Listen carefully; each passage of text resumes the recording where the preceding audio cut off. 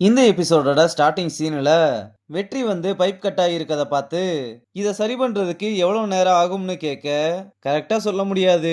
எப்படி உடைச்சு வச்சிருக்கானுங்கன்னு நீயே பாரு. இதை ஜாயின்லாம் பண்ண முடியாது, ஃபுல்லா தான் மாத்தணும்.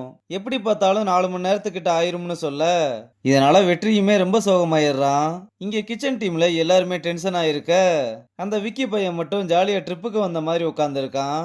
அப்ப ஜானும் நமக்கு இன்னும் 45 நிமிஷம் தான் இருக்கு, இதுக்கு வேற ஏதாவது பிளான் வச்சிருக்கீங்களான்னு கேட்டா இண்டக்ஷனுக்கு சொல்லியிருக்கேன், வந்ததும் அதுல சமைக்க ஆரம்பிக்கலாம்னு சொல்ல இதை கேட்டு ஜானே கடுப்பாகி இவங்க எல்லாருமே ப்ரொஃபஷனல் செஃப், அவங்கள இண்டக்ஷன்ல சமைக்க சொல்ல நீங்க யாருன்னு கேக்குறாரு. வெற்றியும் வேற வழி இருந்தா நீங்களே சொல்லுங்கன்னு சொல்ல ஜானும் எதுவுமே சொல்லாம அமைதியாகிறாரு.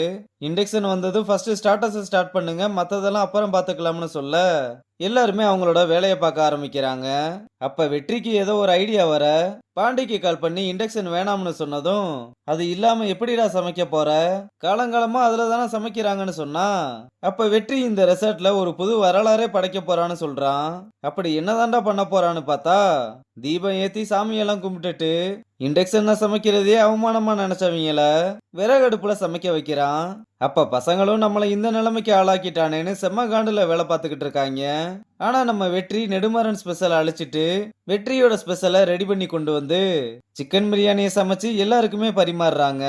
கெஸ்டும் அந்த பிரியாணியை சாப்பிட்டு பார்த்து நம்ம வெற்றியை கூப்பிட்டு ஃபாரினர்ஸ் முதற்கொண்டு எல்லாருமே பாராட்டுறாங்க. அப்புறம் அதுல ஒரு பிளேட் எடுத்துட்டு வந்து நெடுமாறன் டேபிள்ல வச்சு chef water talent water brilliant water biryani, நீங்க மட்டும் இதை சாப்பிட்டா ரொம்ப ப்ரௌடா ஃபீல் பண்ணுவீங்க, பையன் பிச்சு உதறிட்டான்னு சொல்ல நீங்க பேசுனது போதும் போய் வேலையை பாருங்கன்னு சொன்னா செஃப் அதுக்கெல்லாம் ஆள் இருக்காங்க, நீங்க சாப்பிட்டாதான் நான் இங்க இருந்து போவேன், நீங்க ஒரு ஜீனியஸ்ன்றதுனால தான் அவனுக்கு வாய்ப்பு கொடுக்கணும்னு உங்களுக்கு தோணி இருக்குன்னு சொன்னதும் நெடுமாறன் அவனை முறைச்சு பார்க்க விட்டா பேண்ட்லயே கழிஞ்சிருவான் போல. அப்படியே பிளேட்டை மாத்தி இதெல்லாம் ஒரு பிரியாணியா, தக்காளி சாதத்தை கொடுத்து ஏமாத்திக்கிட்டு இருக்கான், நீங்க பண்ற பிரியாணிக்கெல்லாம் இது ஈடாகுமா, அவ்வளவுதான் எல்லாம் முடிஞ்சு போச்சுன்னு சொன்னதும் ஒழுங்கா போயிருன்னு சொல்ல வேணா செஃப், கெட்ட வார்த்தைலாம் வேணாம்னு கையெடுத்து கும்பிட்டு போறான்.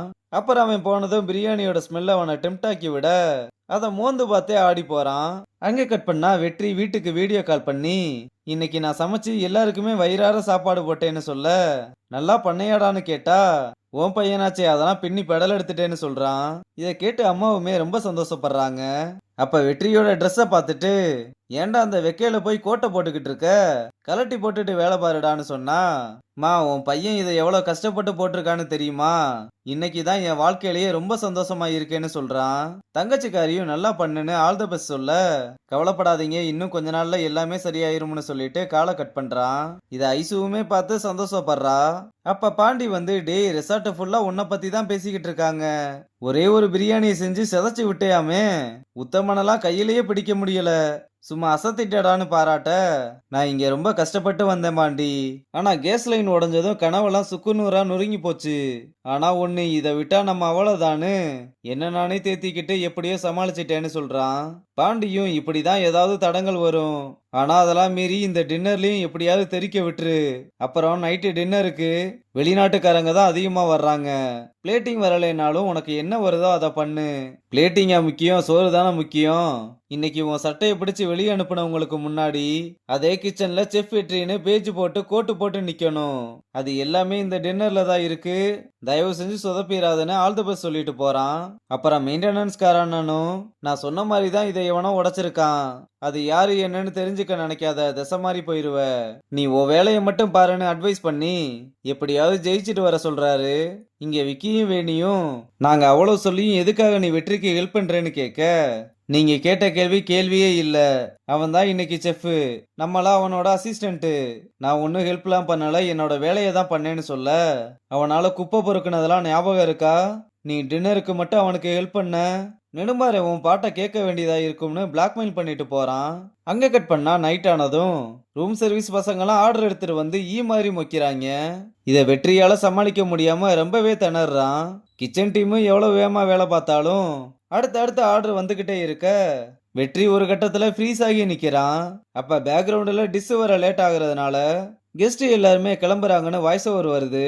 அப்ப ஜானும் நெடுமாறன் கிட்ட வந்து பிரேக் டவுன்னு சொல்ல, இந்த சீன்ல தான் இந்த நாய் சிரிக்கவே செய்யுது.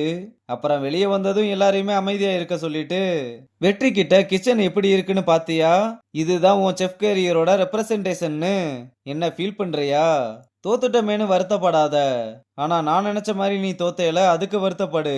இப்ப வெளிய போடான்னு தொப்பிய புடுங்கி வீசிட்டு போடான்னு சொல்ல, வெற்றியும் எதுவுமே பேசாம வெளிய போறான். அப்ப ரம்யா கொடுத்த நைஃப் பேக்க தூக்கி நெடுமாற வெளிய வீசிட்டு, டீம் கிட்ட ஒரு டிஷ்ஷ சமைச்சிட்டா நீங்கலாம் செஃப் கிடையாது. அதுக்கு proper education, experience and book knowledge வேணும்னு சொல்லிட்டு கிச்சனை அவனோட கண்ட்ரோல்ல எடுக்கிறான். வெற்றியும் இனிமேல் நம்மளால கிச்சனுக்குள்ள போக முடியாதுன்னு ரொம்ப உடைஞ்சு போய் போறதோட இந்த எபிசோட முடிச்சிருக்காங்க.